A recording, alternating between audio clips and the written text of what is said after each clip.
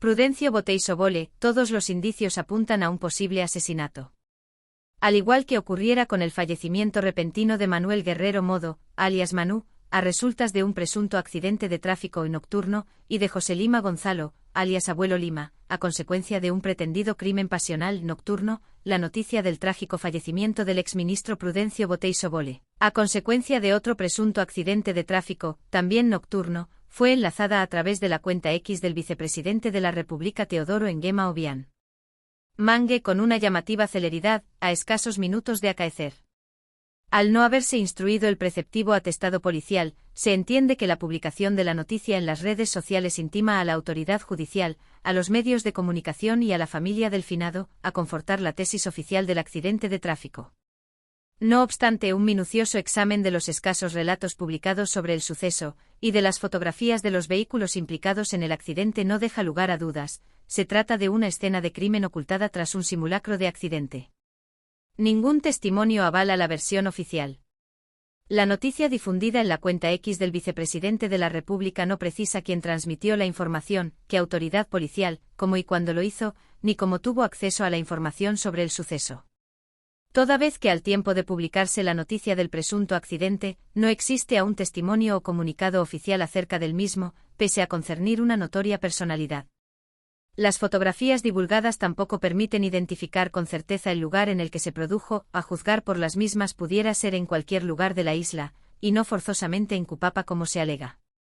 No se precisa a qué hora exacta tiene lugar el supuesto accidente, al objeto de contrastar testimonios sobre el itinerario de la víctima mortal, ni se revela quién participó en el rescate de las víctimas. A fecha de hoy, tampoco ha trascendido ninguna información del Centro Médico La Paz acerca del estado en el que se encuentran las víctimas supervivientes, cuya identidad no ha sido revelada, sobre su actual evolución, o sobre la identidad del médico que los atendió. Todo lo cual revela inequívocamente el ánimo de obstruir cualquier cuestionamiento acerca de las circunstancias que envolvieron el presunto accidente de tráfico. No se acredita la tesis de la colisión. Es de notoriedad pública que el régimen recurre habitualmente a la técnica del simulacro de accidente de tráfico para disimular asesinatos, tal como revelaron fuentes confidenciales acerca de la tentativa frustrada de asesinato del ministro de Seguridad Nicolás Obama Chama, y tal como se adveró en el asesinato mediante tortura del precitado Manuel Guerrero Modo, esposo de Mariola Vindan Obiang. Al igual que en el presente caso, numerosos indicios permitieron entonces cuestionar la tesis oficial del accidente de tráfico, si bien el Ministerio Público descartó la pertinencia de iniciar diligencias de investigación, pese a relevar numerosas incoherencias en el relato oficial. Volviendo al caso que nos ocupa, según la versión oficial difundida por el vicepresidente, se trataría de un accidente de tráfico mediante colisión entre el vehículo del finado, circulando a alta velocidad, y un camión circulando a baja velocidad.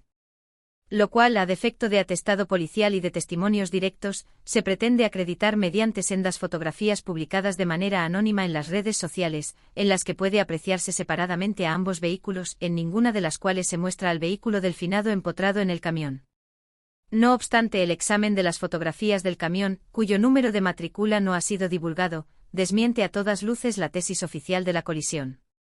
Puesto que las mismas revelan que no estaba rodando a baja velocidad al tiempo de producirse el presunto accidente, al estar estacionado en el carril derecho en un tramo recto de carretera, por tanto visible a distancia pese a la oscuridad, que debió apercibir el finado a los efectos de reducir la velocidad y adelantarlo por el carril izquierdo.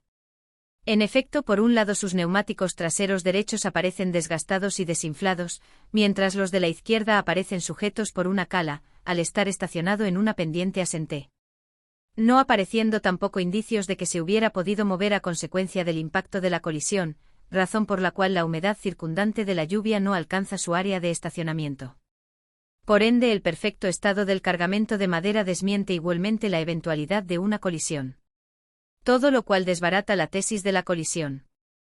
En relación al vehículo del finado, el mismo aparece estacionado a distancia y en diagonal respecto a la posición del camión, no está por tanto empotrado en el mismo, véase ut supra, ni hay señales de que lo hubiera estado, en cuyo caso los listones de madera hubieran atravesado la cabina provocando la muerte instantánea de los 3 pasajeros. En efecto, el estado intacto del cargamento de madera desmiente que se hubiera producido una colisión con resultado de heridas mortales, las heridas del finado resultan de un golpe frontal. Respecto a su posición final, es improbable que tras empotrarse violentamente en el camión, el vehículo se encontrase en la descrita posición, como por efecto de rebote, salvo que hubiera sido desplazado mediante intervención externa. Tanto es así que no aparecen huellas de que el vehículo hubiera rodado hasta su posición final, y sus neumáticos aparecen girando hacia la derecha, indicando que la última maniobra no se corresponde a una colisión frontal en línea recta. El parachoque y el chasis aparecen intactos, lo cual descarta igualmente la eventualidad de una colisión frontal a alta velocidad con el camión presuntamente implicado.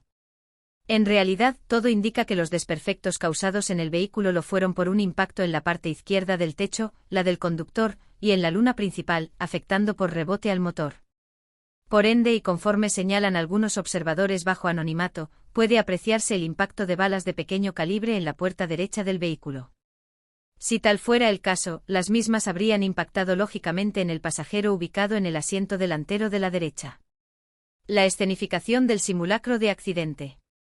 La escena del pretendido accidente, la que aparece en el relato oficial y en las fotografías difundidas al efecto, es la de un teatro de sombras en la que las únicas siluetas visibles son la del camión desde un ángulo trasero, y la del vehículo delfinado con el capo y el motor destrozados desde varias perspectivas, con y sin pasajero. No se releva presencia humana en el reportaje fotográfico difundido en las redes sociales, en contraste con el bullicio que caracteriza habitualmente las escenas de los accidentes de tráfico en nuestro país, sobre todo cuando implican a personas de renombre como en este caso. No aparece sombra, silueta o reflejo humano en las fotografías, ni de las personas que acuden al rescate, ni de simples curiosos, ni del mismo autor de las fotografías, si bien éstas destacan por su profesionalismo, merced a una perfecta iluminación que parece extraída de un estudio fotográfico, aparecen rastros de proyectores. En una de ellas puede apreciarse el vehículo estacionado en diagonal, a distancia del camión, con el motor y el techo destrozados y sin ninguno de los 3 pasajeros a bordo del mismo. En otra publicada posteriormente aparece solo Prudencio Botey Sobole sentado al volante sujetando el volante con indicios de haber recibido únicamente un golpe frontal, desde la nariz hasta el maxilar, con una marca circular en el antebrazo izquierdo. Su apariencia física denota normalidad y contrasta con la brutalidad y violencia de la pretendida colisión, que debieran haberle eyectado del vehículo, al no hacer uso del cinturón de seguridad. Observándose por ende en ambos planos, que la puerta delantera izquierda del vehículo, la del conductor, ha desaparecido misteriosamente y mientras las otras 3 están intactas, pese a no ubicarse en el punto de colisión, el frontal. Otros indicios incoherentes refuerzan el malestar que causa la grotesca escenificación, tales como la aparición de una almohada y de una zapatilla del finado. La colisión habría preservado el cuerpo intacto pero le habría descalzado.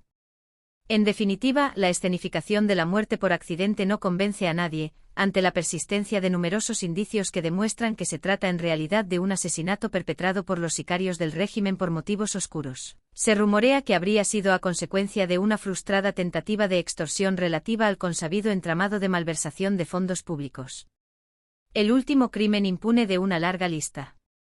A la vista de las observaciones que preceden, el Ministerio Público debiera iniciar diligencias de investigación, si bien es de esperar que, como en los precedentes sucesos, no se avenga a emprender ninguna acción en defensa de la ley, dada su consabida sumisión a la dictadura por oportunismo y por miedo a la represalia. No habrá por tanto ninguna acción legal para averiguar las causas del repentino fallecimiento de Prudencio Botey Sobole, ni a instancia del Estado ni a la de su familia, que desde el principio se apresuró en validar la tesis oficial del accidente de tráfico por razones obvias.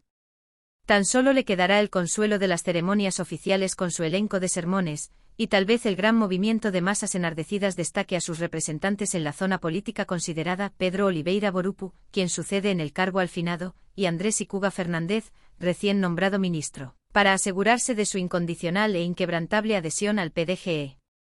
Publicación del 30 de septiembre de 2024 por Radio Macuto. Reproducida y convertida en voz por Abaa TV.